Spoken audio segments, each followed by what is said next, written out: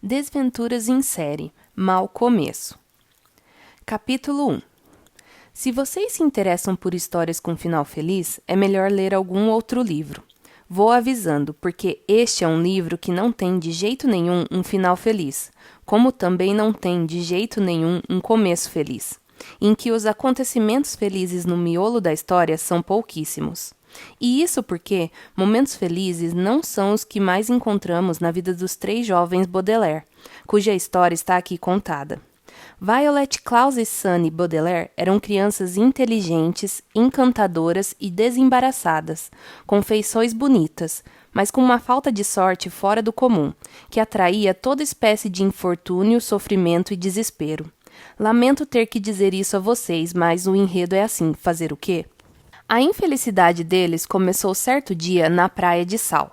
Os 3 Baudelaire filhos moravam com seus pais numa enorme mansão no centro de uma cidade muito movimentada e muito poluída. E vez por outra, os pais permitiam que pegassem sozinhos um bonde um tanto precário. A palavra precário que vocês provavelmente conhecem está sendo usada aqui com o sentido de inseguro. Até a praia, a fim de passarem o dia como se estivessem em férias, contanto que voltassem antes da hora do jantar. Nessa manhã de que estamos falando, o dia se mostrava cinzento e nublado, o que não importava nem um pouco aos jovens Baudelaire. Quando fazia sol e calor, a Praia de Sal se enchia de turistas e era impossível encontrar um bom lugar para estender a esteira. Nos dias cinzentos e nublados, os Baudelaire tinham a praia à sua disposição para fazer o que bem entendessem.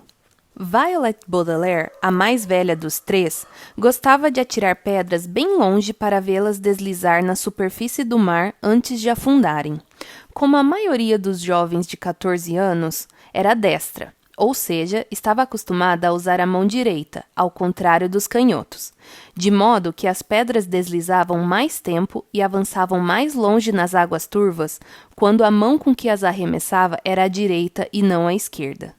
Enquanto atirava as pedras, tinha os olhos postos no horizonte e o pensamento absorvido numa invenção que desejava montar. Quem conhecesse bem Violet, logo perceberia que ela estava firmemente concentrada em suas reflexões, porque havia amarrado os cabelos com uma fita para afastá-lo dos olhos. Violet tinha uma forte inclinação para inventar e montar aparelhos estranhos. Por isso, seu cérebro, volta e meia, se via tomado por imagens de roldanas, alavancas e engrenagens, e ela fazia questão de, nessas horas, não ser distraída por algo tão banal como seus cabelos. Nessa manhã, ela estava pensando em como construir um aparelho que permitisse recuperar as pedras depois de serem atiradas no mar. Klaus Baudelaire, o irmão do meio e o único menino, gostava de examinar os seres minúsculos que pululavam nas piscininhas formadas à beira d'água. Klaus tinha pouco mais de 12 anos e usava óculos, o que lhe dava um ar inteligente. E ele era inteligente. Os Baudelaire pais possuíam uma enorme biblioteca em sua mansão, uma sala com milhares de livros sobre todos os assuntos imagináveis. Aos 12 anos, é claro que Klaus não poderia ter lido todos os livros da biblioteca dos Baudelaire, mas lera uma porção deles, e era impressionante como retinha na memória a quantidade de informações assim obtidas. Sabia distinguir perfeitamente o alligator, crocodilo do Mississippi, dos crocodilos de outras partes do mundo. Sabia o nome de quem matou Júlio César. E sabia milhões de coisas sobre as esquivas criaturinhas de beira-mar encontradas na Praia de Sal, que atraíam naquele momento sua atenção. Sunny Baudelaire, a mais nova da trinca, gostava de morder coisas. Era ainda quase um bebê e muito pequena para a sua idade, pouco maior que uma bota. A pouca altura era compensada, no entanto, pelos 4 dentes bem grandes e afiados. Sunny estava numa idade em que a maior parte do tempo a criança fala por uma série de gritos ininteligíveis. A não ser quando ela usava as poucas palavras de verdade que constavam de seu vocabulário, como mamã, mamá e dá, a maioria das pessoas tinha dificuldade para entender o que Sunny estava dizendo. Por exemplo, nessa manhã ela disse gá muitas e muitas vezes, o que provavelmente era para se entender como: vejam só essa figura misteriosa surgindo no nevoeiro. De fato, ao longe, em meio à névoa que pairava sobre todo o recorte da praia de sal, podia-se ver um vulto alto que caminhava na direção dos Baudelaire filhos. Sunny já vinha olhando e gritando para o vulto havia algum tempo, quando Klaus ergueu os olhos acima do caranguejo que examinava e também notou a figura. Voltou-se para Violet e a puxou pelo braço, tirando-a de seus pensamentos de inventora. Veja, disse Klaus e apontou para o vulto. Como este estivesse chegando mais perto, as crianças puderam enxergar alguns detalhes. Tinha o tamanho mais ou menos de um adulto, a não ser pela cabeça, que era desproporcionadamente alta e meio quadrada. O que você acha que pode ser? Perguntou Violet. Não sei, disse Klaus, e com olhos semicerrados acompanhou disfarçadamente a aproximação da criatura. Mas parece que está vindo na nossa direção. Estamos sozinhos na praia, disse Violet, um pouco nervosa. Não há ninguém mais de quem possa estar querendo se aproximar. Sentiu em sua mão esquerda o contato da pedra lisa ali aninhada, que pretendera atirar e fazer deslizar nas águas o mais longe possível. Teve um ímpeto de atirar a pedra na criatura. Tão assustadora esta lhe parecia. É só a aparência que é assustadora, disse Klaus como se estivesse lendo os pensamentos da irmã, por causa desse nevoeiro todo. Verdade. Quando a figura chegou onde estavam, as crianças viram com alívio que não era ninguém que lhes causasse medo, e sim uma pessoa que eles conheciam, o Sr. Paul. O Sr. Paul era um amigo do Sr. e da Sra. Baudelaire, que as crianças haviam encontrado em muitos jantares festivos.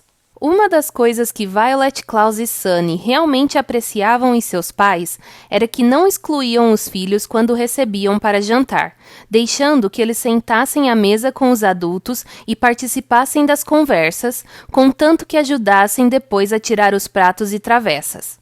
Os meninos se lembravam do Sr. Paul porque ele estava sempre resfriado e constantemente se desculpava de se retirar da mesa a fim de ter um acesso de tosse na sala ao lado. O Sr. Paul tirou a cartola, que havia feito sua cabeça exageradamente alta e quadrada em meio à névoa, e por um momento ficou parado diante deles, tossindo com estrondo dentro de um lenço branco. Violet e Klaus avançaram para lhe estender a mão e cumprimentá-lo. Como vai o senhor? Disse Violet. Como vai o senhor? Disse Klaus. Omoá? Disse Sunny. Vou bem, obrigado, disse o Sr. Paul, mas parecia muito triste. Por alguns instantes, ninguém disse nada. E os meninos ficaram imaginando o que o Sr. Paul poderia estar fazendo na Praia de Sal, quando deveria estar no banco, no centro da cidade, onde trabalhava. Não estava com roupas de ir à praia. Está um lindo dia, disse Violet finalmente, puxando conversa. Sunny fez um barulho que soava como a voz de uma ave enfurecida, e Klaus a pegou no colo. Sim, está um lindo dia, disse o Sr. Paul com um ar meio distraído, olhando para a praia vazia. Lamento, mas tenho más notícias para vocês, crianças. Os 3 irmãos Baudelaire olharam para ele. Violet, um pouco envergonhada, sentiu o contato da pedra em sua mão esquerda e deu graças a Deus por não a ter atirado no Sr. Paul. Seus pais, disse o Sr. Paul, faleceram num terrível incêndio. Os meninos não disseram nada. Eles faleceram, disse o Sr. Paul, num incêndio que destruiu a casa toda. Lamento muito, muitíssimo ter que contar isso para vocês, meus queridos. Violet desviou os olhos que estavam fixos no Sr. Paul e os deslocou para longe no mar. O Sr. Paul nunca antes havia chamado os Baudelaire filhos de meus queridos. Ela entendeu as palavras que ele estava dizendo, mas achou que deveria ser brincadeira, uma horrível brincadeira que ele resolvera fazer com ela, o irmão e a irmã. Faleceram, disse o Sr. Paul, significa foram mortos. Nós sabemos o que significa a palavra faleceram, disse Klaus com irritação. Com efeito, ele sabia o que a palavra faleceram significava, mas continuava tendo dificuldade para entender exatamente o que o Sr. Paul tinha dito. A impressão que teve foi que o Sr. Paul, de algum modo, havia se expressado mal. Os bombeiros vieram, é claro, disse o Sr. Paul, mas chegaram tarde demais. A casa inteira foi devorada pelo fogo. Não sobrou nada. Klaus viu na imaginação todos os livros da biblioteca pegando fogo. Agora, nunca mais poderia lê-los todos. O Sr. Paul tossiu várias vezes no seu lenço antes de prosseguir. Fui mandado com o objetivo de vir buscá-los aqui e levá-los para minha casa, onde vocês ficarão algum tempo enquanto estudamos a situação. Sou o executor testamentário da herança de seus pais. Isso significa que estarei lidando com a enorme fortuna deles e resolvendo para onde vocês irão. Quando Violet atingir a maioridade, a fortuna será de vocês, mas até que isso aconteça, os bens estarão sob os cuidados do banco. Quando ele disse a palavra executor, Violet entendeu que o Sr. Paul era o carrasco que chegava para decidir sobre o seu futuro e de seus irmãos. Simplesmente veio andando pela praia em sua direção e mudou a vida deles para sempre. Venham comigo, disse o Sr. Paul e estendeu sua mão. Para pegá-la, Violet teve que jogar fora a pedra que estava segurando. Klaus pegou a outra mão de Violet. Sunny pegou a outra mão de Klaus. E desse modo, os 3 Baudelaire filhos, agora Baudelaire órfãos, foram retirados da praia e da vida que levavam antes.